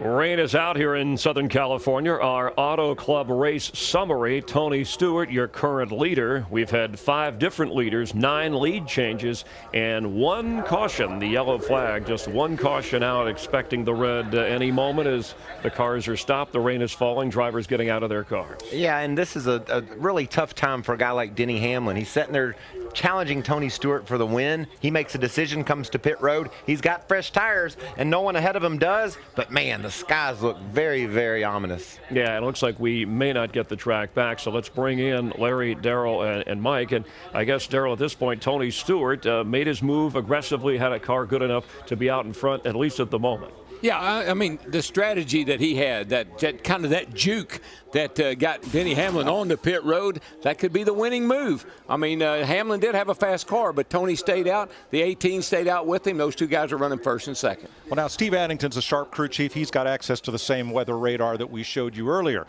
But their new competition director, Greg Zipadelli, remember when Zipadelli left Joey Logano on the racetrack at New Hampshire in the rain, and Logano and Zippy went to victory lane. Yeah, regardless, though, all the teams have the same radar, and I'm just shocked with what we're seeing on our radar that they did bring Denny Hamlin in. You know, he's led a bunch of laps, and I just felt like as long as the radar's showing what it's showing, as long as you can look outside turn 3 and 4 and see that wall of rain, I just felt like the top 5 or 6 drivers had to stay out, and with the top 9 staying out, Jimmie Johnson winning the battle off pit road, which he probably hopes it rains for 40 days and 40 nights right now, Denny Hamlin outside the top 10. You know, Larry, one thing I'm shocked about is all the problems we've had on pit road today. This is one of the nicest pit roads, great big pit boxes. The only thing, I don't understand why guys are having so much trouble today. Right, lots of speeding and several equipment and tires leaving the pits. So a lot of fellows have spent some extra time in pit lane. 71 to go in Fontana. Welcome, race fans, to the Auto Club Speedway. Turkey or sausage? What about 14? Who's that?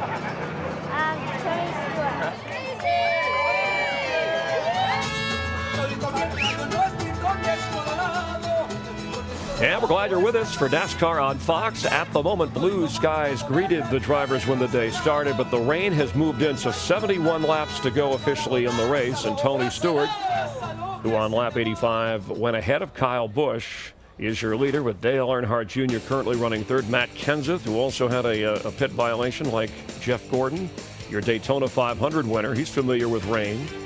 Currently in the 13th spot. Brad Keselowski, last week's winner. Joey Logano, currently 24th, went to watch American Idol. Yeah, one of the fastest guys in this race has been Jeff Gordon. Look, Meyer down there in the 26th spot. Trouble on pit road. You just can't overcome it when it's a sprint race like this, Chris. Green flag pit stops, a lot of opportunity to make mistakes. Some were made here today. All right, the race leader, Tony Stewart, who is trying to get his 2nd win of the season already, and this the 5th race, is standing by with our Dick Berggren. Well, Tony, awfully fast today, but do you know how to do a rain dance? No, but I'm going to make a phone call here in a minute to Glenn Stiers at Ohsweken Speedway, see if him and some of the guys up there can help us out. You are messing up your entire image. Here's a guy that's supposed to go really fast once the weather warms up, the tracks get hot and slick, and if it keeps raining today, this should be your second early on in the season. What is going on? I don't know, but I like it. I know that. We've really proud of Steve Addington and all of our guys. This Office Depot Mobile One Chevy is bad fast, so we just gotta, doesn't matter whether we get more rain or whether we go back to green. I'm happy with my car. We got a couple good Gibbs cars that are around us too that are pretty fast, so we just got to see what we got. And the driver's pretty treacherous too. That fake you did on pit road where you wound up with Hamlin going down and you didn't. Tell us about that. I don't think I faked him out. I mean, I'm sure he had made the decision already, so looked good though. All right, Smoke, thanks. Steve? Thanks, Dick. The 11 car, Denny Hamlin, Darian Grubb, they were committed. It might have looked good on television, but in essence, let's explain that. I heard you guys on the radio, and Darian said, we think we just have a few raindrops here. Let's go ahead and pit. Yeah, even if it is a small cell, if it gets the track wet, you're out an hour, so if there's any cell within an hour, then you're in big trouble. But this is the strategy that you make. We're planning on the race going back green. If it doesn't, then we'll lose some spots. But if we chose to stay out there, then we were going to have to be behind all the cars that pitted, and then your chances of winning decreases greatly. So either give up a few spots if it finishes up here, or you lose a chance to win in the grand scheme of things. Denny, I heard you all during the race say that the car was tight, but you guys were making progress. Not big progress, but it seemed like every time you stopped, you gained a little bit. Yeah, and we would lose a lot of times somewhere between coming in and leaving. We'd lose 3 or 4 seconds, and we'd have to make the whole run to kind of get that back together. And we finally got to Tony's bumper, and the rain came out. So it just we've gotten our car better. We just are going to keep working on it and see if we can't make it a race-winning car. Thank you, Dave. Appreciate your time. Let's go to Krista. Well, Steve, Jimmy Johnson and team were also making gains on it, and then something happened. What exactly happened inside your race car? We're not exactly sure, but either a piece of debris hit an oil line and knocked the fitting off, or clipped the line and snagged it, and we clipped an artery. Bottom line, it's losing blood fast. It's either that or possibly an oil cooler. Something happened there. I really don't know what had happened. I'm just kind of idling along, and my friends pulled up alongside of me and were pointing, said, "You're smoking," and I heard it over the radio, and I could obviously see it and smell it, but I don't know what really caused it yet. So it's just a wild event, change of events, because when I came to pit road and took 4 tires, I wanted it to dry up real quick, and now I'm sitting here praying for rain. So as I'm sending these signals to the man upstairs, he's really confused what I've been asking for in the last 3 or 4 minutes. Let's talk about radio communication too, because I was in your pit and it seemed like Chad didn't know what was going on either. You said you got the word from teammates, other drivers. That's where Chad was getting the word from also. Yeah, for some reason, the inbound traffic to the pit box, my radio traffic, isn't getting to the guys, so Earl is needing to relay what's going on. I can hear everybody fine, but it's not getting to the pit box. So there's a bit of confusion as to what was going on and how big the problem was. And then I came by and he saw the smoke show and knew we had a big problem. Thanks, Jimmy. Jimmy talking about his spotter, Earl Barbin. Yeah, he right now is hoping that this weather does not go away. All right, thanks, Kristen, Jimmy. So Michael, if it is called costly, very costly for Jimmy Johnson. Well, if it's called, it's not. It's perfect. He's going to finish 10th. They go back to racing, though. He's got to come in and change an oil line. He'll lose probably 10 laps doing so. Guess how many points that'll cost him, Chris? 25. Like 25 points. Yeah, that's how many he got back earlier this week. You just got that back. What are you, a chief appellate analyst now? We'll watch closely. The weather is part of the story as we take a look at our Hollywood Hotel weather map. All that green is not very good. Green, go, go, go? No, not in this case. And that's Jimmy Johnson's friend right now, as is it's Tony Stewart's. I like the call that Darian Grubb, though, with Denny Hamlin made. He said, we're not going to win if we stay out there. We could win if we pit. I know it was risky, and this picture isn't pretty, but they took a chance to win the race. That's what we talked about all day long. If you're going to be in a championship, you're going to win this championship, you better win me some races. That's exactly what that team did. Kevin Harvick won the race last year here when we didn't have weather problems. He's standing by with our Matt Yoakum.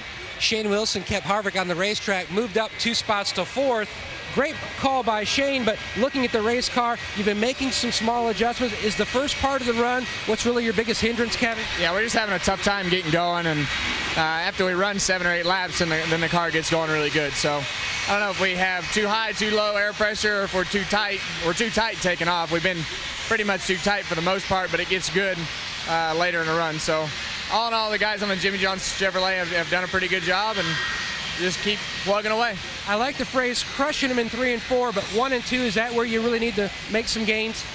I can maintain in 1 and 2. I feel good about the speed in the car in 3 and 4. It's just I can't really get through the center of the corner like I need to. The car doesn't rotate like I need it to. So I don't really know what we need, but we need to rotate a little bit better. Thanks, Kevin. Yeah, thank you. Chris? All right, thanks, Matt. I was just talking to Michael about a rain-shortened Daytona 500 winner. We mentioned that on the pre-race show. Just the thought process as we wait this out. The radar doesn't look good. The track doesn't dry fast here. No, it takes a long time to dry this track, and there's a lot of rain in the area. You know what I love, though, Chris? In the Daytona 500 that I won, I had the best car. I was the fastest car, and I won. If it happens that Tony Stewart wins this thing and they call it, the fastest guy won the race, and he deserved to win the race. So there'll be some justice in this victory. All right, still time to sort it out. Meanwhile, Greg Biffle, who was looking for his first win of the year, came in as the points leader, and he is standing by. Chris starting 4th, currently in the 6th position, and you, Greg, talking about making adjustments. Where are you if this race goes back in, and what do you need to do next? Well, I think we're in pretty good shape if we get back going. I don't think we are, but our car runs really well when the grip's high. And, we've gotten tight as this race went on, and the track will be a lot freer once we get back going here. So if we do, we'll put 4 tires on it. We might have something for the top 4 guys like we did at the beginning of the day. But, 6th, no, we're going to lose a couple points to the 29 if it stops now. But you also know you're racing for wins, but that points lead that you mentioned, very important because we go to Martinsville next week where the points are reset. How important is keeping that points lead and getting that all-important first garage stall? Well, it's pretty important. That'd be exciting to do, but, Martinsville is going to be a tough day for us, too. We felt like we do have a better car. We didn't keep up with the track today. I let it get too tight and haven't kept up with adjustments, but top 10, 6th place is not too bad, I guess. But we want to see it get going because we think we got something for the guys at the front. Thanks, Greg. Chris? Thanks, Krista. Carl Edwards currently 5th, followed by Greg Biffle in our standings at the moment. That's where your Fords are. Tony Stewart in a Chevy, your leader. 4 different winners over the first 4 races, but rain here with Tony in the lead. And we welcome you back inside the Hollywood Hotel and racing from Fontana. That's an impressive leaderboard. Tony Stewart taking the lead at lap 85. And Tony Stewart officially the winner. Red flag rain, a rain-shortened, first ever rain-shortened race here at the Auto Club Speedway. But the second win this season already for Tony Stewart in just 5 races. And what a start for this team. You get a new crew chief. You want things to get off on a good start so that you can build some momentum. Tony's certainly done that with 2 victories. All right, Dale Earnhardt Jr. winds up 3rd, and Chris Devoto is standing by with Junior. Yes, I am, Chris. Dale Earnhardt Jr. had a great race car. I know the last thing I think I heard you say before that last stops, you said, my car is good now. Could you have won this race had it been resumed? We never know what would have happened, but Tony had an awesome car. I thought the 48, he was kind of pulling away from me steadily throughout the entire day. But, the track was going to tighten up, and we were sort of preparing for that, and that's something we've really kind of had some problems with this year, and we were getting ready to start freeing our car up pretty good for those last little runs there, and I was happy. The car was fast. We had a great car in practice. Right at the end of the practice, I told the guys this thing's really good, and the Mountain Dew National Guard Chevrolet was great from the drop of the green, and we moved forward all day long. We had great pit strategy, stopping a little bit earlier than most people, gaining some track position that way too. And I know California not always on your list of top tracks, so you got to feel good. Yeah. I like this place, man. It's a lot of fun. Maybe I was thinking results. Yeah. I haven't run as good here as I would have liked to, but I love the racetrack. The multi-grooves, it's a lot of fun to run on. And, it's definitely getting some age on it, but, I think the asphalt out there lasts a few more years. Another great finish for Dale Earnhardt Jr., Chris. All right, thanks, Chris. 129 laps, and Tony Stewart is your winner, his 2nd victory this year. Dick Berggren is standing by. It's damp, but it's a legitimate victorious celebration, Dick. Indeed it is. Tony has been hugging his team. You are doing so incredibly well. Are you driving better than you ever have before? I don't know. I'm definitely not I mean, I turned 40 last year, and I'm definitely not losing anything with age here. So, but I've got awesome race cars, and it starts with all of our guys at Stewart Haas Racing and the Hendrick chassis department, and especially here at California, the Hendrick engine department really shows up here. So thank you guys back there in North Carolina and, Office Depot, Mobile One, U.S. Army, Quicken Loans, Outback Steakhouse, Chevrolet, just everybody, and Steve Addington and these guys, and these guys back at our shop. I've been with them most of the winter, and they've been busting their butts, and we got really good race cars. All green flag pit stops today. Not a single mistake by anybody on pit road. How hard do your guys train? They train real hard. I mean, Joe Patet just he does a great job as our pit stop coach, and we got a really good staff of guys that work these guys out in the gym at the shop, and they do a lot of pit stop practice. So everybody does. I mean, everybody down through here, all these pit crews work really, really hard. But I'm proud of our guys. They're a fun group of guys, and they're one unit when they're all working out at the shop, and then when we get to the racetrack, we're on the U.S. Army Chevy or, the Office Depot Mobile One Chevy. Congratulations, Tony Stewart. 2 wins in the first 5 races this year. Chris? Last year, Tony didn't win until the fall in Chicago, celebrating with Steve Addington his 2nd win already, beating the rain and the other drivers here in Southern California. And he said he was 40, but I'm not losing anything. We'll have more in a moment.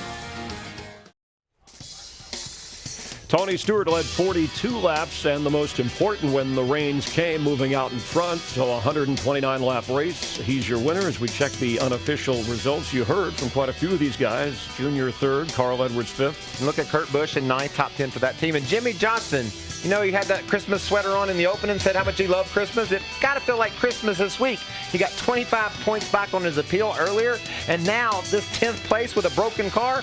That's amazing. And he appeared on Jimmy Kimmel at the Talk. He had a great week back in his home state of California. Brad Keselowski, the winner in Bristol, said, hey, this really isn't my kind of track. Wound up 18th. Fast car for Jeff Gordon, 26th place finish. Those hurt. Another guy that had a good car and wound up in the 30s is Jamie McMurray because of pit road problems. This thing went fast, Chris. You make a mistake, there just wasn't any time to recover from them. And pit road problems also costing Matt Kenseth a little bit later on. But Jeff Gordon, actually running well late and had that problem late in terms of when this race was officially called. And those are your Auto Club 400 unofficial results. Kyle Busch leading the most laps, 80, as he took off from pole sitter Denny Hamlin to start things. And let's get some final thoughts from Darrell, Larry, and Mike on a rain-soaked victory for Tony Stewart. Well, it is rain-shortened, Chris, but the best car won. Tony Stewart passed everybody he needed to pass. He's now won the last 15 races, 1 out of every 10 of his Sprint Cup starts, and today's 46th career win ties Buck Baker for 14th on NASCAR's all-time win list. Wow. This team, the 14 team of Tony Stewart, he woke up. When they got in the chase last year, I don't know, he slept that first half of last year, but he woke up and he is alive and he is well and he is kicking. That car is amazing. Halfway through this race, it came alive, took off, took the lead, and never looked back. Larry, a lot of trouble on pit road today. Over a dozen teams had problems that got them a lap or more down and no chance to recover. Well, I think drivers and teams were thinking about the rain's coming. We got to get to halfway, and I think that's one reason we ran caution-free all 129 laps of this race, trying to pick up speed on pit road, getting on and off pit road. But I'm glad Michael Waltrip pointed out Kurt Busch because he was one of the 9 drivers that stayed out. We didn't talk about Kurt Busch today because why? He was almost a lap down, a big portion of that run there. They stay out. Kurt gets his first top 10 finish of the year with Phoenix Racing. Well, Chris, we talked at the top of the day how vastly different this was from Bristol. And next week we go to our smallest track of Martinsville, Virginia, and that's going to be a lot of fun.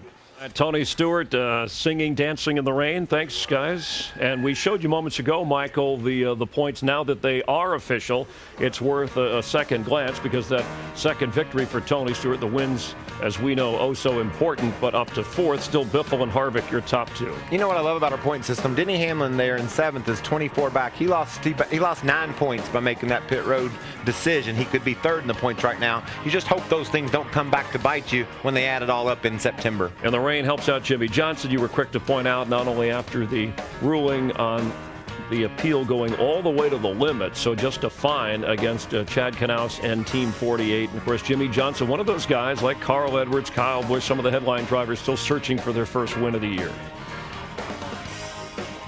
Some final thoughts coming up from Tony Stewart's second victory. You're watching NASCAR on Fox from Fontana, California. Wrapping things up here in rainy Fontana, California, not too far from Hollywood. You see crazy things in Southern California. It's actually snowing just a few miles from here. There were blue skies when we started the race today. I wonder if Jimmie Johnson's up there skiing again. He might be. Tony Stewart, when the day started, we all knew. In fact, even the weatherman scratching his head. I don't even think you're going to start the race. Well, we did. We went halfway. We went beyond halfway. So you had to be on your game and not make mistakes. Certainly. And this race is exactly up Tony Stewart's alley. Think about him. He's a dirt racer. He runs a 25-30 lapper. When they say go, he's gone. You saw him cutting off people early in the race, making Harvick mad, getting in front of Denny Hamlin, but just charging. And then your crew had to be perfect too. One mistake and you're out. You take a winning car and you finish in the 20s with it like Jeff Gordon did. Jimmie Johnson had a solid day. A lot of guys that you think of that can just charge were right up toward the front. And Tony held on for the win. We go to Martinsville, shortest track next Sunday. Yeah, I'd like to define who Mr. Martinsville is. Is it Denny Hamlin? Is it Jimmie Johnson? Or will Tony Stewart win again like he did last fall? Yeah, certainly worth watching, and we hope you tune in next Sunday. We'll hope for some dry skies there. That's Tony right behind us. Like he's not getting enough airtime, right? Tonight on Fox, The Simpsons, Bob's Burgers, and then everybody's favorite American Dad. Next week, you heard us talk about it. Martinsville, Kevin Harvick passed Dale Earnhardt Jr. with 4 laps to go to win his second straight race. Remember, he won the California race last year, the closer, and then won that one. Yeah, and then a huge crash up there last year by Martin Truex Jr. Remember, his throttle hung and he went into the wall, caught on fire. So the short tracks, the speed is there. When you hit something, you can feel it. Yeah, in fact, the next 3 tracks on the schedule, we get an Easter break after Martinsville, but Texas and Kansas, those are all part of the chase eventually when we get there. So will those upcoming events be a gauge for the guys that play for the championship? Certainly defending champ Tony Stewart will be part of that. So 4 different winners over 5 races, but Tony Stewart, the double winner so far. We hope you join us next Sunday. For Michael Waltrip, I'm Chris Myers, our entire gang. Have a great week.